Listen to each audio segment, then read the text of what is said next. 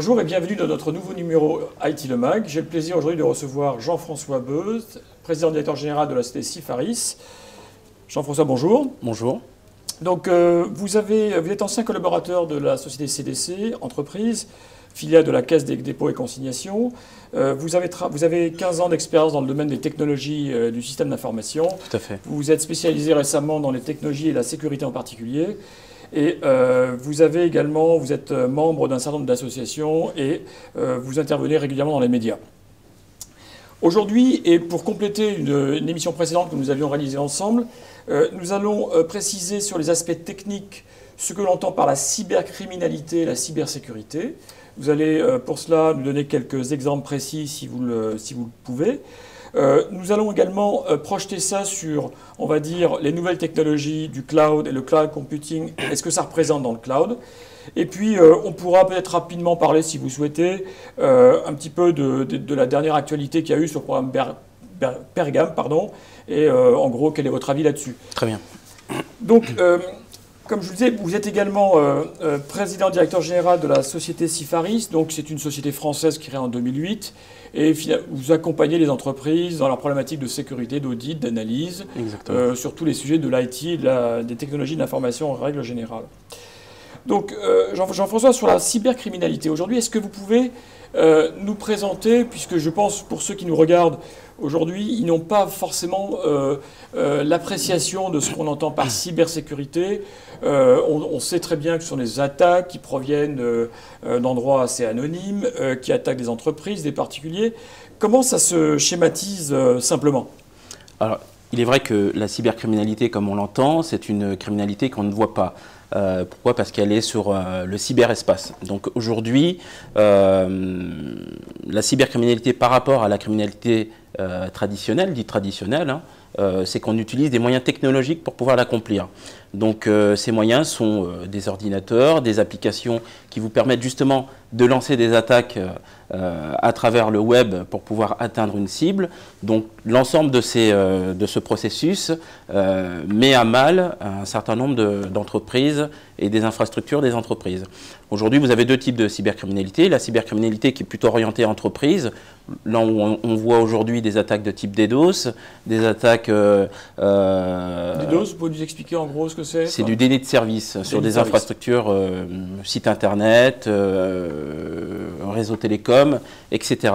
Vous avez également les attaques dites DDoS plus ingénierie sociale, qui allient, qui sont, quand elles sont synchronisées entre elles, peuvent avoir des incidences très très graves au niveau des infrastructures des entreprises. Ensuite, vous avez une cybercriminalité qui est plutôt dite pour les particuliers, entre guillemets, où là vous avez des attaques sur tout ce qui est mobile, tout ce qui est ordinateur. On a entendu sur l'année 2012 les virus de type rançongiciel qui aujourd'hui bloquent votre ordinateur et vous demandent une rançon pour pouvoir débloquer cet ordinateur. Donc vous avez deux types de cybercriminalité, l'une orientée particulier et l'autre grande entreprise ou PME. Oui, donc si je comprends bien ce que vous dites, donc si on prend le cas d'une entreprise, une grande entreprise française qui a bien configuré son réseau, qui se sent en totale sécurité. Comment elle va-t-elle être prévenue d'une attaque? Est-ce qu'elle a des moyens? Et finalement, est-ce que vous pouvez nous expliquer comment l'attaque exactement va se propager depuis son origine vers ce qu'elle va constater finalement sur son réseau? Alors de manière très synthétique, je vais essayer d'être très synthétique et très rapide. Alors, on prendra le cas d'une grande entreprise. L'attaquant va cibler dans un premier temps une personne, donc va exécuter un certain nombre de tâches afin de savoir quel type de poste que cette personne occupe, quels sont ses hobbies, quels sont ses centres d'intérêt, etc. pour pouvoir justement commencer à cibler son attaque, transmettre par mail un cheval de Troie par exemple, qui va contaminer la machine de la collaboratrice pour pouvoir pénétrer le réseau et ensuite envoyer un certain nombre d'actions permettant justement de prendre le contrôle de certains serveurs stratégiques de l'entreprise. Donc par la suite, l'attaque se propage sur les serveurs. L'entreprise, la grande entreprise aujourd'hui n'a pas l'ensemble des outils, en tout cas par rapport à notre expérience, pour pouvoir analyser de manière très fiable à quel moment l'attaque a débuté.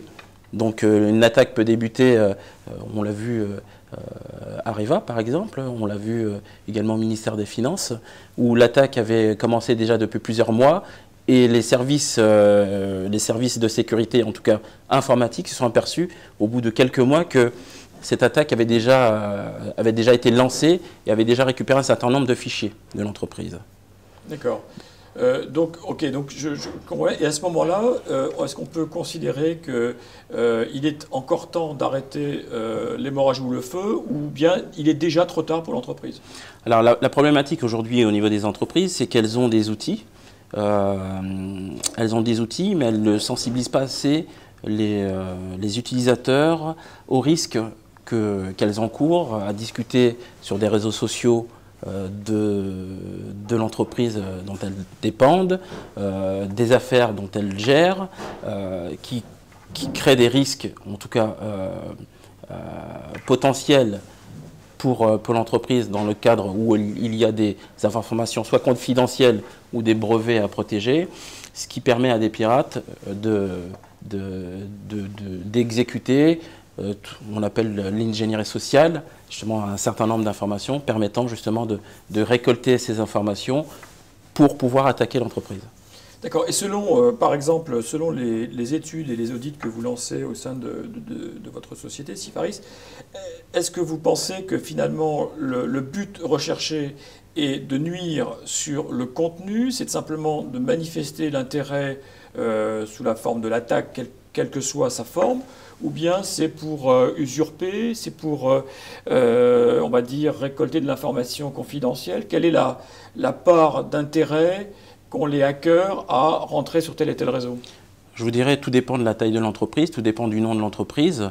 Une grande entreprise française, prenons le cas d'Areva, Areva a des brevets, a des informations confidentielles, donc ça sera plutôt manifesté, ce type d'attaque sera plutôt engagé par des pirates professionnels qui seront certainement eux-mêmes engagés par des concurrents d'Areva. Donc l'information qui va être cherchée, ce sera de l'information ciblée. Donc par rapport à ce type d'entreprise. Ensuite, vous avez d'autres entreprises, des entreprises de plus petite taille, où en effet il y a des brevets à protéger. Donc c'est également des concurrents qui souhaitent récupérer l'ensemble de ces brevets. Donc passe par aujourd'hui également par l'achat de pirates. Parce qu'aujourd'hui, vous pouvez louer les services de pirates à l'heure. Donc ils ont aujourd'hui mis c'est très bien marketé d'ailleurs, hein, leurs services leur permettant de les proposer à des clients. Donc entreprises, grandes entreprises ou même particuliers. Vous pouvez également imaginer que même ces entreprises-là ont à l'intérieur même de l'entreprise des professionnels, des experts de la sécurité qui s'appuient également sur des cabinets comme le vôtre pour justement quelque part injecter de l'antidote ou en tout cas injecter ou simuler des attaques pour voir quel est le comportement du réseau et quels sont les... Ça fait partie de l'audit de sécurité. Tout à fait. Donc on a eu, comme je le disais tout à l'heure en introduction, on a eu des informations concernant ce programme Pergame, donc de la police nationale. Certains disent qu'il y a eu l'utilisation d'un logiciel illégal. Est-ce que vous pouvez nous donner quelque part votre avis là-dessus? Est-ce que c'est vraiment le cas? Alors aujourd'hui, oui, le programme Pergame a été débranché en tout cas début d'année 2013. Le programme visait à écouter environ 200 personnes qui avaient apparemment un casier judiciaire. Ce programme, en effet, permet d'effectuer des écoutes, permet également de géolocaliser en temps réel les individus. Ce programme, bien entendu, n'a pas été soumis aux autorités, donc aucune autorisation a été faite pour pouvoir utiliser ce programme. D'ailleurs, il a été débranché très très rapidement à la suite de la visite du ministre de l'Intérieur et Madame Fleur Pellerin. La CNIL n'était pas au courant également de l'utilisation de ce produit. Donc ça a été une petite erreur de la part de la gendarmerie, puisque c'est la gendarmerie qui a utilisé cette application. Ce qu'il faut faire attention, c'est bien suivre les processus et les procédures établis par le ministère de l'Intérieur, en tout cas. C'était effectivement très bien et merci à vous de nous faire cette petite précision. On peut en venir maintenant au sujet, on va dire, qui anime énormément la classe IT et qui fait beaucoup de buzz, si on peut s'exprimer comme ça aujourd'hui, c'est le cloud. Alors, l'entreprise aujourd'hui ne peut pas écarter l'opportunité du cloud dans son réseau parce qu'elle apporte certainement de l'intérêt économique, simplifier les architectures. Maintenant, si on projette un petit peu ce que vous nous avez expliqué sur ces attaques, cette cybersécurité, le fait de renforcer considérablement le périmètre de sécurité dans l'entreprise, alors on peut dire simplement que le cloud va fragiliser cela, on peut dire aussi que le cloud va permettre aussi de contenir toutes ces informations-là. Selon vous et selon les études que vous avez menées jusqu'à présent, est-ce que vous pouvez dire que le cloud, finalement, c'est opération zéro par rapport à ces risques-là ou il faut redoubler de vigilance ? Alors, il faut en effet redoubler de vigilance. Le cloud, c'est une révolution. Enfin, on connaissait déjà le cloud depuis un certain temps. Le nom a été remarqueté pour que ça fasse un peu plus joli. Le cloud est quand même un élément très intéressant en soi, c'est qu'il permet à certaines entreprises de diminuer des coûts. En tout cas aux services informatiques, de diminuer des coûts. Ce qui est important dans le cloud, en tout cas pour les grandes entreprises, c'est d'analyser ces risques. Qu'est-ce qu'on met dans le cloud et qu'est-ce qu'on ne peut pas mettre. Donc à partir du moment où on sait ce qu'on doit mettre et ce qui peut être éventuellement, entre guillemets, piraté, parce que le cloud demain sera l'Eldorado pour les hackers. Hein. Il ne faut pas l'oublier. On est bien d'accord. Complètement. Donc il va falloir savoir qu'est-ce qu'on met sur le cloud, qu'est-ce qui est confidentiel, qu'est-ce qui est non critique, en tout cas pour l'activité de l'entreprise, afin justement de l'utiliser au mieux. C'est une avancée pour les entreprises, c'est indéniable. C'est une avancée également pour les PME du fait qu'elles diminuent les coûts de leur infrastructure informatique. Mais aujourd'hui, le cloud, il y a plusieurs questions qui se posent en termes de sécurité. Vous avez beaucoup de prestataires de services qui qui vendent du cloud à des clients. Donc, il va falloir bien vérifier les problématiques de sécurité, voir s'il y a des audits périodiques du prestataire afin de se rendre compte que le prestataire répond bien aux normes de sécurité.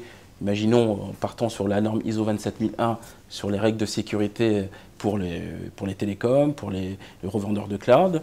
Vous avez également les données, la protection des données personnelles, déclaration à la CNIL. Il va y avoir justement directive sur la protection des données prochainement qui devrait sortir en 2014. Vous avez également, par rapport au cloud, certains points de vigilance sur la réversibilité de votre contrat. C'est-à-dire demain, si vous ne voulez plus rester sur le cloud, comment vous faites pour pouvoir récupérer vos données? Bon, les grandes entreprises ont différentes solutions et négocient bien entendu les contrats juridiques en amont avec leurs services juridiques. Vous avez aussi des clouds publics, clouds privés ou clouds hybrides, donc ce qui permet une plus grande souplesse en tout cas pour les grandes entreprises. Mais pour les PME, il va falloir bien regarder en tout cas les contrats et la réversibilité de ce prestataire à un autre. Écoutez, je pense qu'on a couvert, et c'est d'autant plus intéressant que je pense que ça va vous animer pendant pas mal d'années sur les prochaines années qui viennent. On a compris comment, quelque part, un schéma d'attaque pouvait se préparer. L'entreprise doit absolument continuer à être extrêmement vigilante. L'humain est au centre du débat. Hein, bien qu'on mette de plus en plus d'outils informatiques et de sécurité, l'humain reste au centre du débat. Tout à fait. Et pour tous ces points-là que vous avez précisés, écoutez, je vous remercie beaucoup. Merci à vous.